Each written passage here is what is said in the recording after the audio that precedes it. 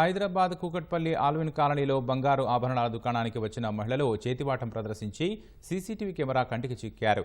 రాత్రి 8 గంటల సమయంలో బంగారు దుకాణానికి 2 మహిళలు వచ్చారు. తాము వెండి రాఖీలు కొనడానికి వచ్చినట్లు షాపు సిబ్బందికి చెప్పారు. రాఖీలను చూస్తూ పక్కన బంగారు చెవిదుద్దులు కొనుగోలు చేస్తున్న మహిళ వద్ద నుంచి వాటిని చాకచక్యంగా దొంగిలించి రాఖీలను కొనుగోలు చేసి అక్కడి నుంచి ఉడాయించారు.